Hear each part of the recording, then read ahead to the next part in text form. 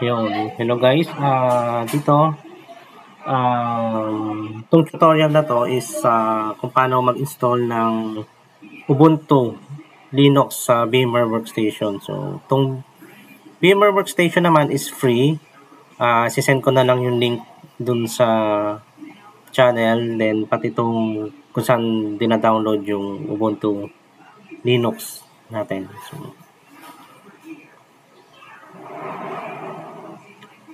So, open nyo lang yung VMware Workstation. And then, create new virtual machine. Click next. Then, search nyo lang kung saan nyo nakita, kung saan nyo din-download. Kung saan yung location ng ISO installer nyo na galing sa din-download nyo. Then, yan, may madedetect siya dyan. So, next nyo lang.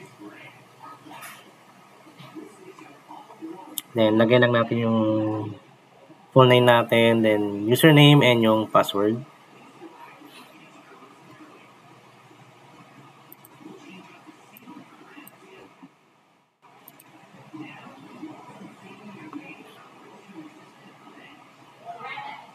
Then, click next. So, default na lang siguro ilalagay ko na virtual machine name, saka yung location niya is default na lang din.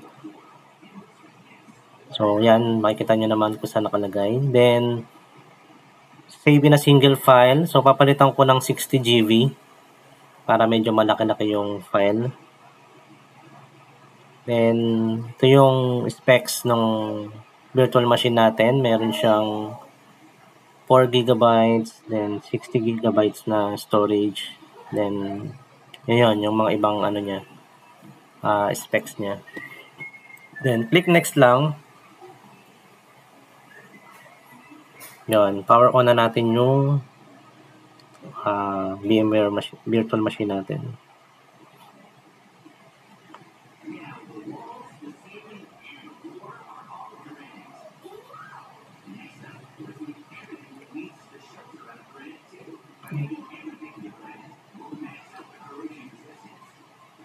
Yan.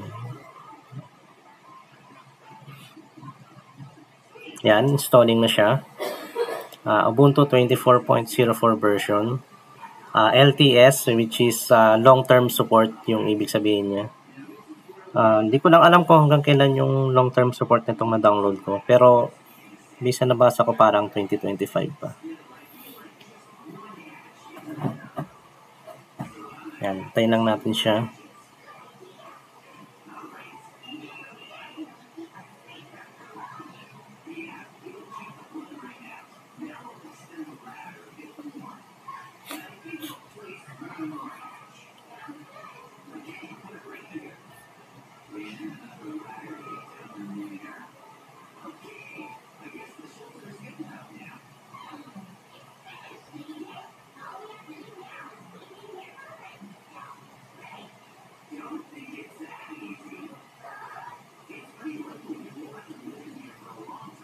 Yun, nag-boot na siya.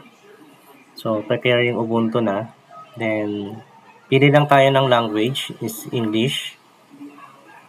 Then, next lang. Keyboard layout, English din. Dito wala naman akong internet pa, so pipiliin ko muna do not connect to the internet. So, wala pa naman. Then, next, skip lang. Then, install Ubuntu. Then, interactive installation lang yung gagamitin ko since for the step-by-step para mas basic yung installation niya. Yung automated is more on the advanced na yan. Then, default lock selection lang. Then,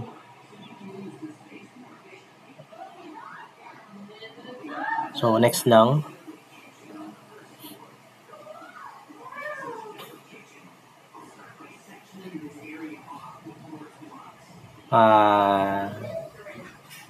Default lang yung pinili ko dito, hindi na ako nag-advance. Since for education purposes lang naman. So, cancel ko na lang yan. So, erase. So, dito i-format niya yung this. Then, create lang ako ng account. So, PC Gold. Tapos, yung password, which is complex password yung gagamitin. Alam nyo naman yung complex password, yung capital letter, then special characters, numbers, para maging strong yung password.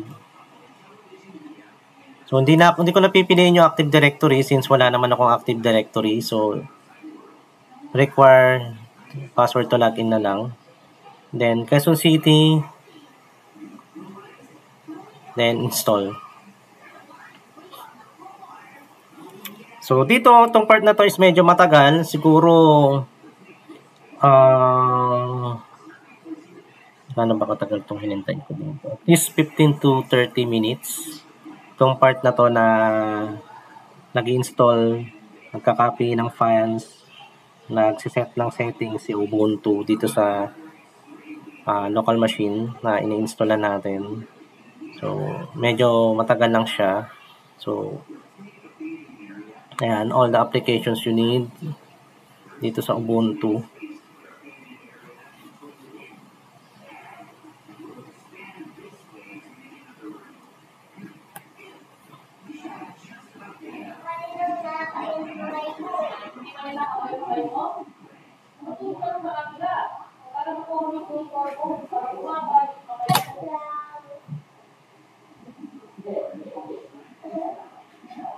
Yan, hintayin lang natin siyang matapos. So, bakit Ubuntu yung madalas gamitin ng mga ano? Kasi free, it is always available for everyone. Then, open source software din siya. Then, mas secured, mas stable. So it's very less prone to crashes kasi itong mga Linux operating system, unlike sa mga Microsoft. Then,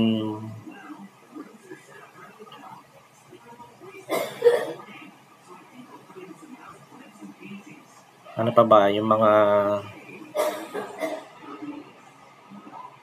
sa mga large enterprise, sa mga enterprise o data center, madalas din silang ginagamit yung mga Linux-based operating system.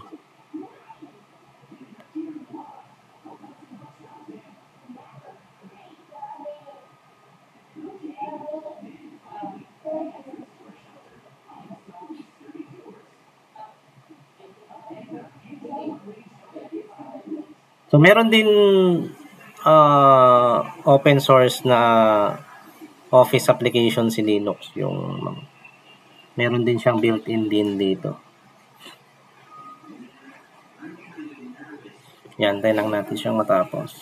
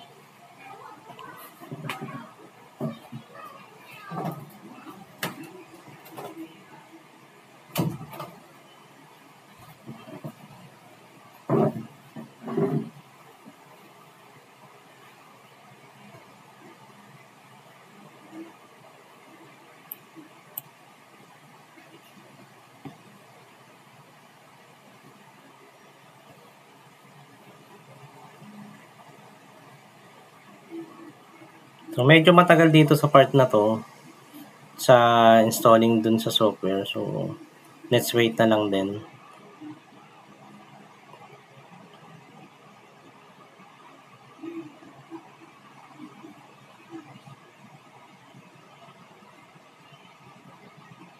So guys, itong VMware Workstation is libre lang yan. Download nyo lang sa VMware website. Yung gamit ko kasi is VMware Workstation Pro 17 na ata ito. So downloadable naman yan. So and then install nyo lang sa system nyo kung gusto nyo gayahin, mag-practice din gamit itong VMware Workstation. Gawa kayo ng mag-install kayo ng mga operating system, appliance dito sa workstation. So pwede kayo mag-install ng marami kung kaya ng laptop nyo.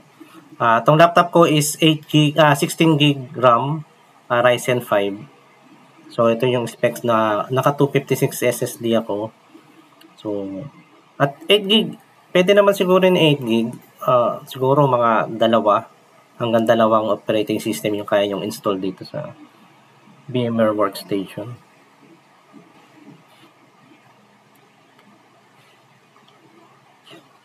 Tayin lang natin siya.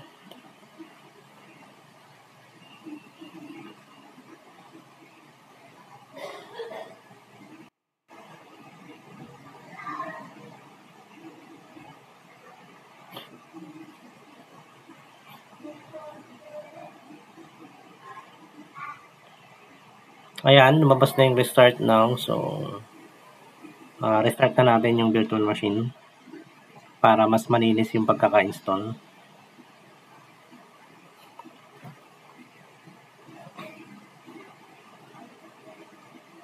Ayan, start lang natin. Restarting the Ubuntu.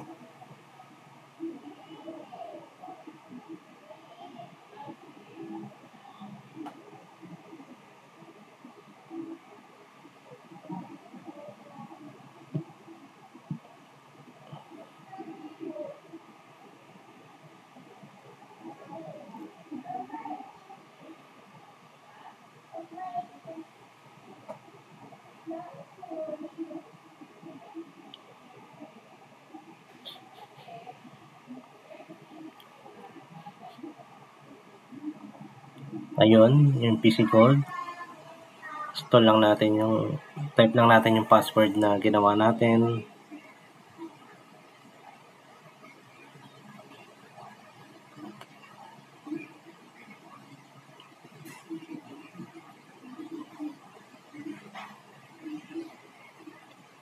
Ayun, nabas na yung ating desktop. Welcome to Ubuntu 24.04 LTS. Long-term support. So, no. Next lang. Finish. Yun. Okay na. Naka-install na natin dito sa VMware Workstation yung ating Ubuntu. So, train working LS. Okay naman. So, yun. Yun guys, we successfully installed the Ubuntu 24.04 LTS version dito sa VMware Workstation Pro 17 na free edition ni VMware. Yun, thank you guys for watching and pa-subscribe naman. Salamat.